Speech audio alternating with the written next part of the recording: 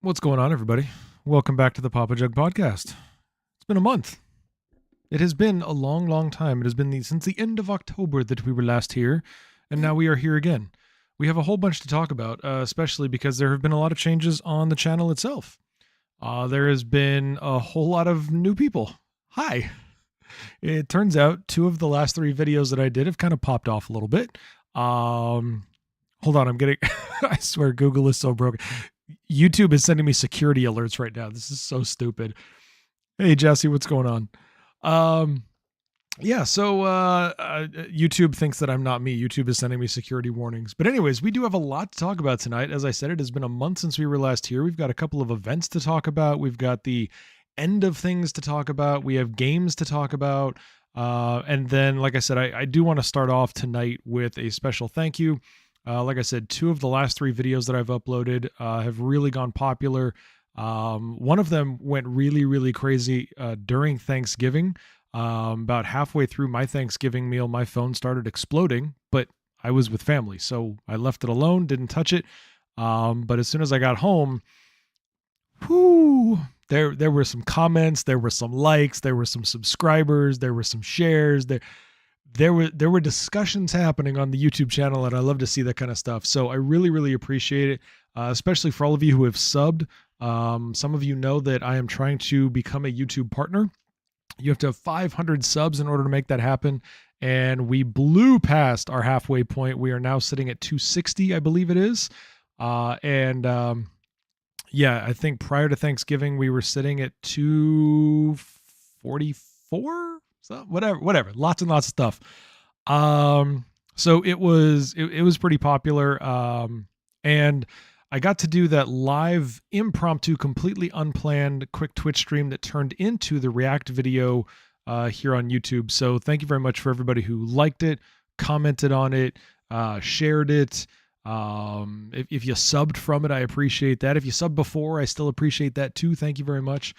But yeah, it was pretty incredible. And then starting on Friday morning at midnight Eastern time, we launched our 5 new pieces of PJParty merch, 5 new pieces of merch. And in addition to that, there was also a discount code that is now out into the world. That discount code, you can find it on the website as well, but it's also in the PJParty Discord. But 5 brand new pieces of merch. All the other merch that was already in the store is still there. Nothing got removed or replaced. So we've got hoodies, we've got beanies. Those are the 4 of the new things. And then the 5th one is the one that everybody has been asking for. So many people have wanted this for so long, and now you guys are actually ordering it. So thank you very much for that. It is the very first PJParty blanket. You can now take your PJParty nap while I stream, and you will be warm and cozy, ready for the winter, because there is a PJParty blanket ready to go. Now, I did a lot of work on these products because so many of you are not in the United States, so I tried to find products that were made and or shippable from Canada, the EU, Australia. Tried to find different places that would be convenient for everybody. So hopefully you find a product that isn't going to cost you a fortune. And again, there is a discount code BFPJ10. If you use that, 10% off your entire order. Doesn't matter what's in it. Doesn't matter new or old. 10% off your order. You can go do that now. And you got some really cool merch, including a blanket. So very excited about all that stuff. Tonight, what we are talking about, as I said, there is a lot to cover. The big chat so it could change in the next 12 minutes. I don't know.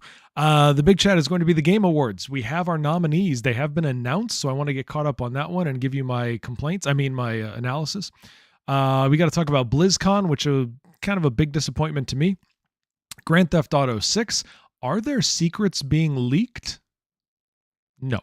We're going to talk about FaZe Clan, and then we're going to talk about Call of Duty 3. Call of Duty Modern Warfare 3. It is not Call of Duty 3. Call of Duty Modern Warfare 3. We're going to talk about that one as well. Also, if you want to do exclamation water, do exclamation water and you will get information. Please, please, please continue to help me try to get Liquid Death's attention. We're trying to show their marketing department that we are worthy of their time. So exclamation water, I think it works on YouTube. We discovered that not everything works on YouTube the way it does on Twitch. So there's that. But we're moving right along in that stuff. So let's get started with tonight. First thing is BlizzCon.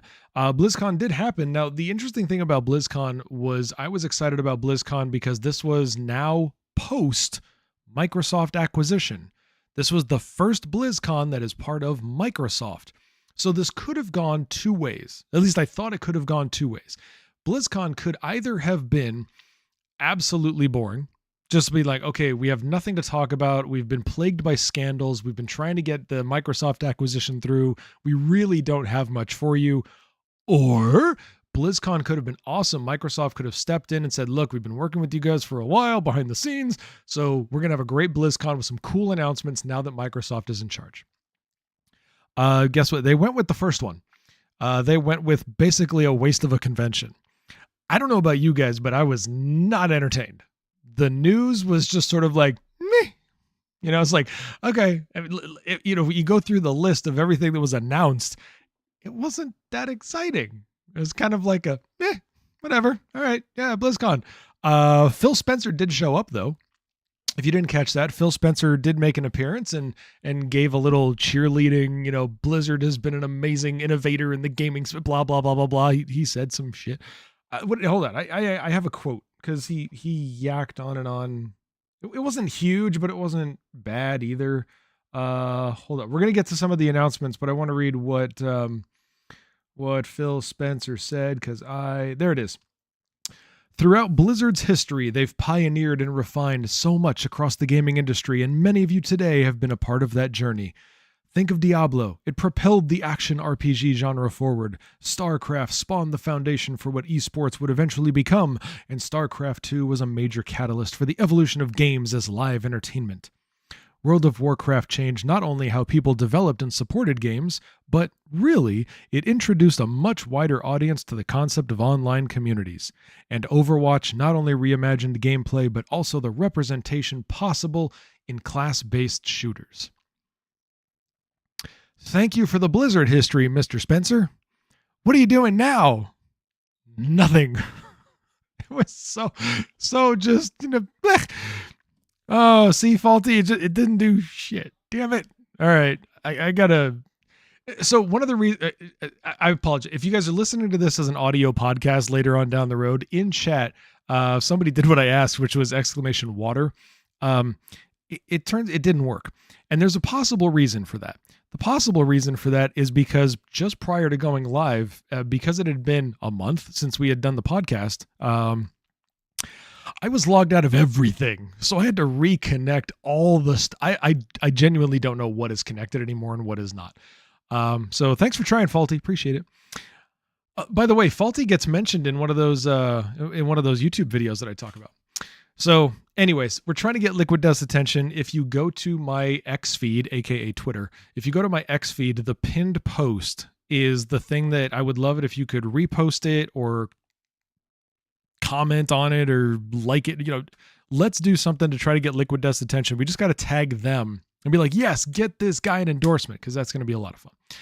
So, okay. So anyway, so BlizzCon, that's what Phil Spencer said, which was pointless. Who cares? Yes, we know Blizzard was cool. What has Microsoft done for me lately? Nothing. So talk about some of the announcements. Let's go down the line. We're going to try and do these in order. First, Diablo. They did talk about Diablo. There are expansions coming. The very first Diablo 4 expansion is going to be called Vessel of Hatred. Something positive and sunshiny. Vessel of Hatred will be the very first Diablo 4 expansion. It's going to be brand new, never before seen class. They didn't give a whole lot of details. Bottom line, they're just like, look, you get a new class, and it's called Vessel of Hatred. And then they moved on. Not really a big deal. It will take place in the Diablo 2 region, Nahantu, and will concern the fate of Mephisto and his plans for Sanctuary. Okay? Then, 3 expansions got announced for World of Warcraft. I'm sorry, guys. Every time I try to read this, every time I try to say it, it's like a tongue twister to my brain, and I don't get it. The World Soul Saga. I have to enunciate that as though I'm learning a foreign language. The World Soul Saga. It's those vowels and consonants they don't go well together. But anyways, they announced the World Soul Saga, a larger narrative that will contain the next 3 expansions for the World of Warcraft. The first of these expansions will be called The War Within, and it will be released next year. So we don't know when next year, just sometime next year. Blah, blah, blah. The World Within, blah, blah, blah. That's not what we're caring about. Oh, the second expansion in the World Soul Saga will be called Midnight. It will take place in Azeroth's... Jesus Christ. Okay, apparently I just can't speak. It will take place in Azeroth's old world in Quel'Thalas, where void forces have invaded and are trying to destroy the Sunwell and pledge. They're trying to pledge. They're doing a fundraiser. Plunge the world into darkness. The third expansion in the World Soul Saga, which will be... Why the fuck do I read these things? Will be World of Warcraft's 12th expansion is called The Last Titan. It will take place in the old world, but in Northrend. So not where you might have thought. It's in Northrend, which was the staging ground for Wrath of the Lich King. Okay, buddy. Okay, we're gonna get through this, I swear. Okay. Classic WoW is going to be adding the Cataclysm expansion.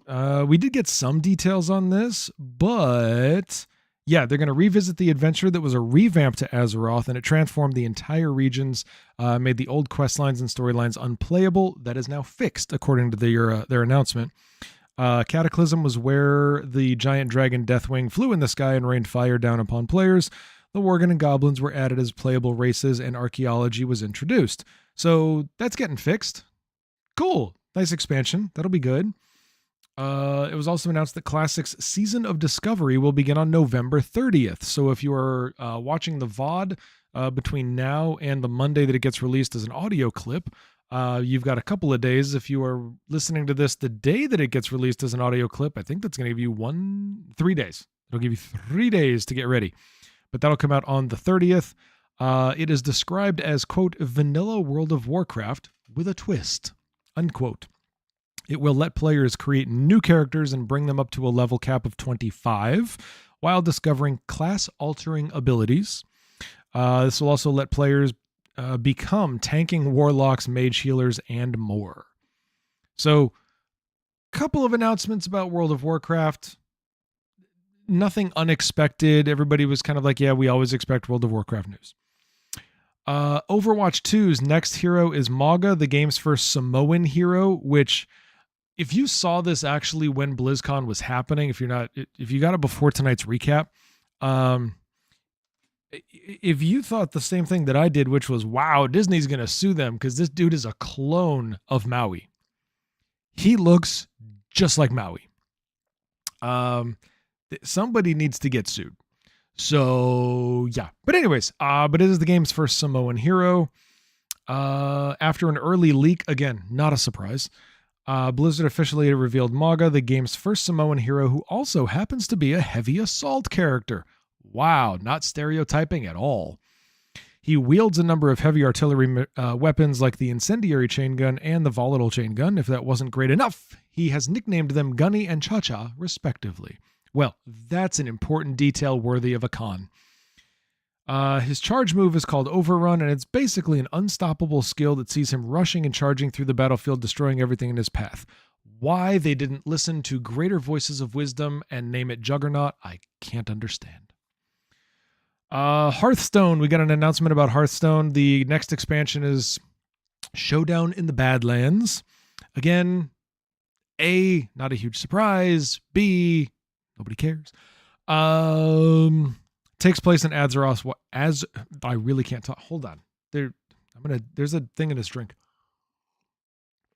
It takes place in Azeroth's Wild West. This new expansion with a Western spin will also serve as an origin story for Hearthstone's Reno Jackson and Elise Starseeker. These two must work together to save the Badlands from a nefarious mining operation. Good, we're pro-environmentalists, so I guess that's what they're doing. Hearthstone Showdown in the Badlands will be released 2 weeks ago, a week and a half ago, and will feature the game's neutral hero card. So if you've played that and you enjoyed it, let us know. But again, nothing about this was earth-shattering, so life will go on. And then Warcraft Rumble gets a cinematic. There was also a gameplay trailer, so those were nice. we like seeing those. We like seeing real things. We like seeing footage. We like seeing details. It in terms of like value to audience, it reminds me a little bit of what Star Citizen just achieved with their I Held the Line video, their big trailer for Squadron 42. It's like a 26-minute long trailer, but whatever, it's cool. But anyways, Warcraft Rumble gets a launch cinematic and a launch gameplay trailer. So those are good things. And then those are already out. And that was it. So that was BlizzCon. Nothing exciting, really. Really just kind of like a meh. Like I said, not a huge thing. So let's just move on in life. I am looking forward. I will say, before we start talking about FaZe Clan, just to give you guys a final, this is like the tombstone of FaZe Clan. Okay. We're probably never going to talk about them again. But I do expect a big, really, really exciting BlizzCon in 2024. I expect Microsoft to get their hands dirty. I expect Microsoft to be pushing active, and plus, what's his name? Bobby's going to be gone. Kotick. Yeah, he's going to be gone. So, he will be out at the end of 2023. So we're going to have new leadership for 2024. Microsoft is going to be involved. So I'm expecting a bigger and cooler BlizzCon for next year. This year, meh. FaZe Clan. Why are we talking about FaZe Clan? We're talking about FaZe Clan because they're dead. Not the people. I'm not wishing anybody, the humans that are involved. I'm not wishing them death. But FaZe Clan is dead. FaZe Clan was acquired. If you guys don't know this, FaZe Clan was acquired by GameSquare. And for those of you who like, if you used to pay attention to FaZe Clan, they were the top of the game. They were the top of gaming. Their players were highly skilled. They had huge tournaments. Like, they were always in the media. They were really doing top level stuff in the world of gaming and esports. At one point, after they went public, because if you didn't know that, they actually had stock. You could buy stock on the NASDAQ for FaZe Clan, for a gaming team. Whatever. They were a huge corporation, basically. They went from being angry bro gamers to a corporation. At one point, they were valued the team was valued at $1.2 billion. They got sold for a little less than 20 mil. That's sad. It's harsh. Yeah, okay. So $17 million acquisition. They basically lost 98.5% of their value. It was scandals. It was sexism. It was bad leadership. It was bank accounts versus, culture. It was so bad. And honestly, I've never been a fan of FaZe Clan. I think that they were toxic. I think that they were misled. I think they were mismanaged. I think they were I think their players were just, boys with too many toys and too much money. It was a pretty bad place. I don't feel bad that FaZe Clan is now basically nothing. But I wanted to read you the statement from the CEO of GameSquare. He said, this is CEO Justin Kenna. So there's a GameSquare CEO, just so you know how the acquisition worked. GameSquare bought FaZe Clan, but FaZe Clan is its own division of GameSquare. So it's got a CEO, like it's got its own management, but that reports over to GameSquare. Okay. So the GameSquare CEO, Justin Kenna, he put out this. The gaming community represents one of the largest and most engaged segments of the attention economy. Odd phrase, it doesn't get used a lot, but I'm sure he loves it, the attention economy. The acquisition of one of the biggest names in gaming serves as a perfect illustration of how we have built a powerful infrastructure with expansive scale that we can use to leverage the full spectrum of resources within the GameSquare ecosystem. We are also thrilled to welcome back the founders of FaZe Clan and their fans, one of the most deeply engaged communities born on the internet. I'm confident that with Tommy, Apex, and me back in charge of the brand, FaZe. Oh, by the way, this comes from, who was this? Oh, this is the new CEO, Richard Bankston, aka FaZe Banks. You guys might know. But anyways, I'm confident that with Tommy, Apex, and me back in charge of the brand, FaZe Clan will get back to where it was at its peak years. We grew up on the internet and understand this brand better than anyone ever could. We are grateful to have found a partner in GameSquare who sees that value in us and can help execute our vision. We're going to produce first, talk later. Okay, let's talk about that statement before we go any further. The CEO of GameSquare was clearly, or if he wasn't, he failed at whoever the hell he was writing for. He was writing that for investors. Because nothing about that was really about FaZe Clan. There's a lot of we talking about GameSquare. Where did it go? We have built a powerful infrastructure with expansive scale that we can use to leverage the full spectrum of resources within the GameSquare ecosystem. Dude, when you acquire a company like you just did, you need to be talking about them. Not you. You need to be talking about what this represents for that brand, for the combined brand. You don't just say GameSquare is cool and we bought people. Like that is not how this works. You are missing the PR here. Now, when Banks comes in, so when FaZe Banks does his part of the statement, that's more of the way it should be. That's more of the, I'm here to represent FaZe, which was smart. The interim CEO of FaZe Clan, Christoph Pachler, joining forces with GameSquare creates greater scale and exciting opportunities in the emerging market for gaming and youth culture. The strength of the FaZe brand and GameSquare's infrastructure are a powerful combination that will enable FaZe shareholders. Stop it. Talk to your audience, not to the shareholders. That will enable FaZe shareholders to benefit from the combined company's long-term value creation potential. Okay, this was written for investors. This is not... They needed to talk to the fans that they have alienated. They need to talk to the people who are actually going to buy their merch. They need to talk to the people who are going to attend the esports tournaments, not bankroll them. Like, whatever. This is why. See, this is right, exactly. His audience is the investors, but this statement needed to focus on the viewer, the people, the fans. You've got to talk to fans. This is the most boring, stupid thing. And by the way, there's no investor reading this going, oh, I wasn't sure before, but now I'm convinced. Like, this isn't going to change any investors' minds. If I'm running a hedge fund, this isn't like, I was iffy on FaZe Clan, but now that I've heard, quote, we have built a powerful infrastructure with expansive scale that we can use to leverage the full spectrum of resources. But now I want to give you $500 million. Mm-hmm. Like, this didn't even do it. This doesn't announce anything. This is so lame. Anyways, bottom line, FaZe Clan is dead. Unless GameSquare suddenly figures out some really cool magic and they can turn this brand around and make it worth $1 billion again, nobody's really going to care about FaZe Clan. A lot of the original members are gone anyway because they got disenfranchised so long ago from all the corporate crap. Not that anybody really should miss them, but that's just my personal opinion because I'm old. But I mean, it's just whatever. It is what it is.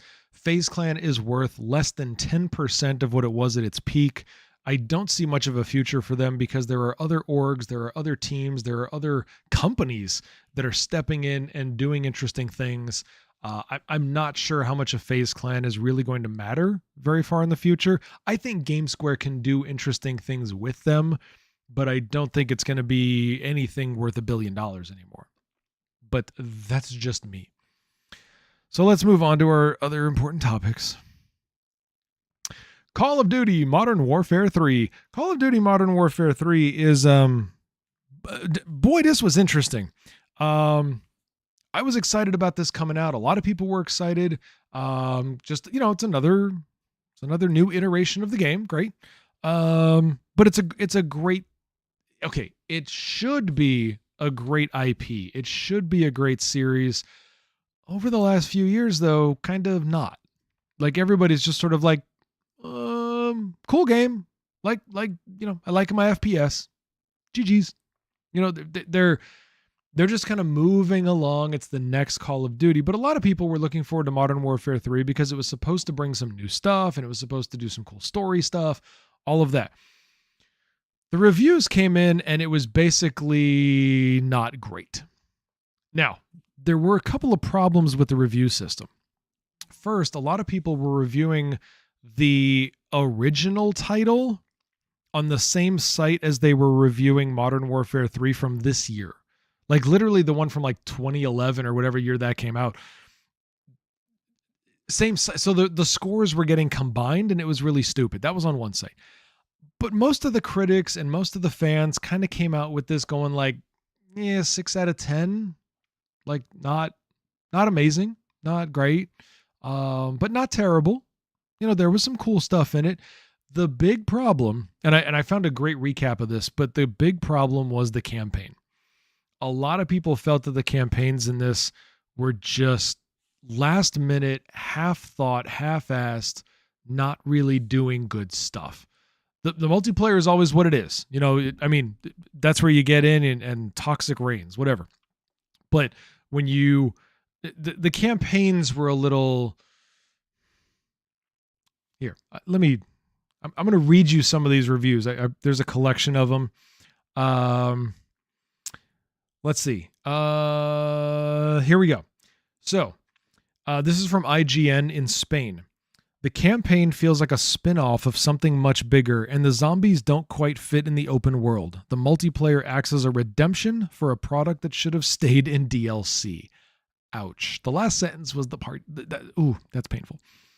Destructoid said, almost half the game feels shoehorned in, such as the forgettable campaign, but if players engage with the truly special parts of Modern Warfare 3, such as its exceptional improvements, told you there were good things, to gameplay and the spectacular alternative modes like zombies and ground war, they'll find that there is a worthy experience in there somewhere. Go look for it. Pocket Lint said, Modern Warfare 3 is a major disappointment in many ways, although its core gameplay is still rock solid. Its campaign is a mess. The multiplayer feels as iterative as ever, so a fun and new zombies mode is all that really holds it together. Ouch. Checkpoint Gaming says, quote, Modern Warfare 3 shines in multiplayer, but offends. Literally, let me say that again. Modern Warfare 3 shines in multiplayer, but offends with its campaign, zombies, and blatant money-hungry tactics, leaving fans still yearning for the franchise's former glory. Ooh. So, yeah, it didn't save. It didn't save the franchise. It didn't reboot the franchise. It didn't help the franchise. Everybody just kind of looked at Modern Warfare 3 and they were like, should have been $9.99. You know, this is not a full game. This was you could have just upgraded multiplayer. And that's it's sad to watch. I played the original Call of Duty. I go back with that title for a long time. I miss those days. It was cool when it launched. It was the storyline and the building, like it was great. But it's just fallen so far lately. And like I said, I was optimistic when I saw the trailer for Modern Warfare 3. I was like, ooh, I think I'm going to spend my $80 on that. I decided not to, and I'm really glad I decided not to. Well, I wished for better. That's all I'm saying. I don't know what you guys think, but I wished for better. It could have been better. They needed to spend more time on it. I think they need new writers, new storyline. They need something that's going to stitch this thing into the next level of gaming, because right now it's just, I hate to say this, but I think they're kind of approaching Red Dead territory. It's basically a new challenge for the month. Like, yeah, do this. And it's like, no, I don't want to. Anyways. Speaking of titles coming out, Grand Theft Auto 6. Anybody care? Yes, lots of people do. We are years waiting for Grand Theft Auto 6, the next big title coming out of Rockstar. Speaking of Red Dead. There was a Rockstar said that there was going to be a trailer dropping in early December. All right. If you guys remember, that was their announcement. That was the big reveal, was early December. Now, of course, the gaming community didn't settle for early December, because what does that mean? That could mean anything from December 1st to 15th. So there's this fun theory that's been roaming around the internet. People were like, well, let's look at the translations. All of their public statements get translated into multiple languages, and different languages have different ways of handling time. So the thing was, let's go look at other languages and see if we can find any hints about what it might be, when it might be, how specific can we get, etc., etc. Somebody did an Italian, or read the Italian translation, and they explained that culturally, if you were to say early December, for an Italian person, that would mean super early December. Like if you say early, that's going to mean no later than the 3rd, maybe the 5th. Now, like when you say early, that means early. It doesn't mean first half. It doesn't mean the early part. It means early. So people are coming up with these really interesting theories of, could it be like December 3rd through 5th, something like that. But then I don't know why it took the Italian translation for people to make this connection, because this was the first thing I thought of as soon as we knew about it. Game Awards is on the 7th. That's early. That's first week. First week of December, early December. It makes sense. Game Awards is December 7th. They could just drop the trailer at Game Awards. Logical. Has happened before. Great time to announce things. The gaming community is paying attention. People are looking for news. People are looking for announcement. Could just be Game Awards. Game Awards 2023, and we get the actual first trailer for Grand Theft Auto 6. I don't see why that's so crazy. So what I do love, though, is, and I'm sure you guys have all noticed this, whenever you have something that we're waiting for, like we haven't received the latest piece of news, and the media needs something, they invent the drama, they invent the news, they invent the headlines. This one, what site am I on? I don't know. Oh, I'm on Dexerto. Of course I am. GTA 6 fans uncover possible trailer date hint hidden in Rockstar's announcement. No. They didn't maybe. It wasn't hidden. It's simply a translation into the culturally appropriate language usage. It's not a sneak. It's not like a nugget. It's not a diamond in the rough. But this is what they had to roll with. On November 8th, Rockstar Games shocked the gaming world by confirming reports that the first trailer of the next Grand Theft Auto would be dropping in, quote, early December, unquote. And fans have been eagerly awaiting further update. Although Rockstar has gone radio silent, only updating their website in preparation for the trailer, while GTA 5's Michael and Franklin voice actors tease their return to the series, fans have been combing through any possible clues left behind.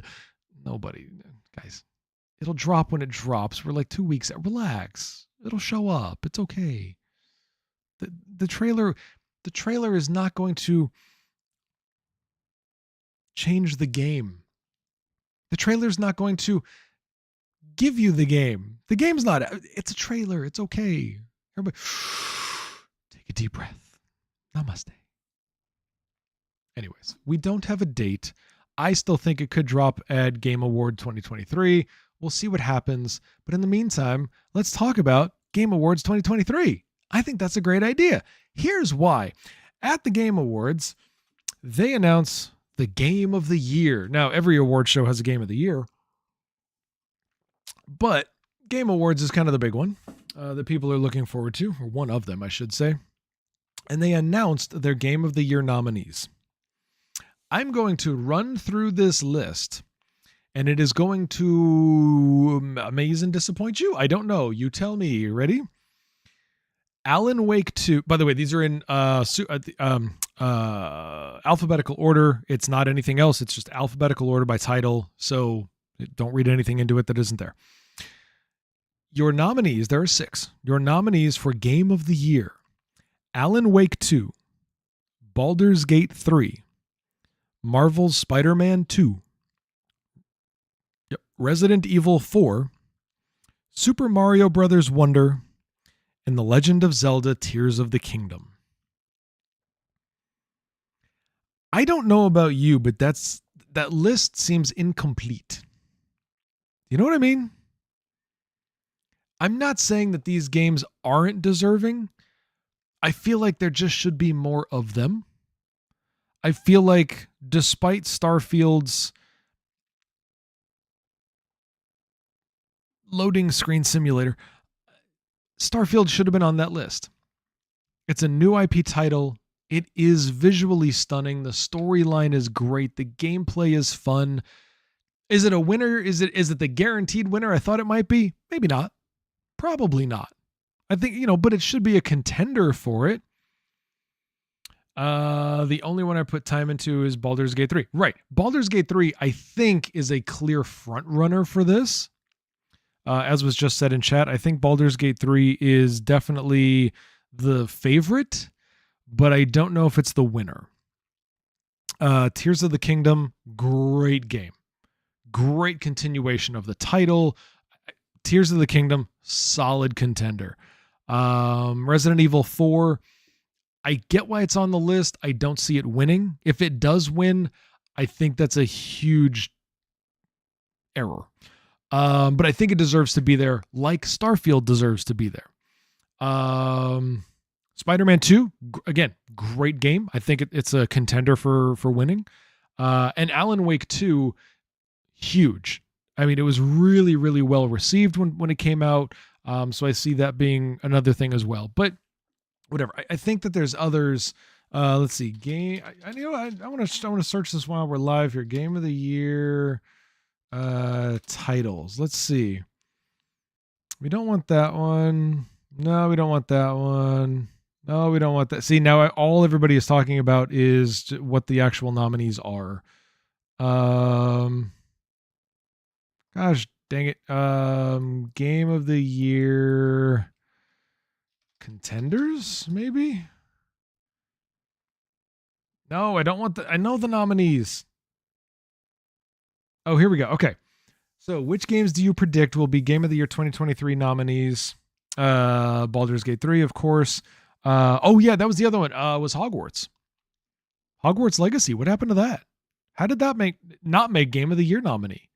Again, is it, a guaranteed winner? No. But should it have been a contender? Yes. I think that title is missing as well. Spider-Man 2, of course, we know that. Blah, blah, blah, blah, blah. No, we don't care about that. Final Fantasy 16. Where's that one? God, this is funny. This is all just Baldur's Gate 3, Baldur's Gate 3, Baldur's Gate 3, Baldur's Gate. Everybody's talking about Baldur's Gate 3. And Tears of the Kingdom. Yeah. So I think Hogwarts needed to be there. I think Starfield needed to be there. I think Final Fantasy needed to be there.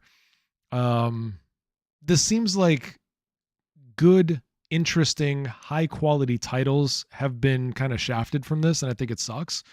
I'd love to know what you guys think. I mean, so many of you play games that I don't play. So many of you watch studios that I don't watch. I try to keep on top of all of this stuff, but you guys are really like deeper into some of these titles and some of these tactics for how these games are developed. So I'd love to hear from you about that. But yeah, just kind of a disappointment. I looked at the list and I was like, really? I don't think that's right.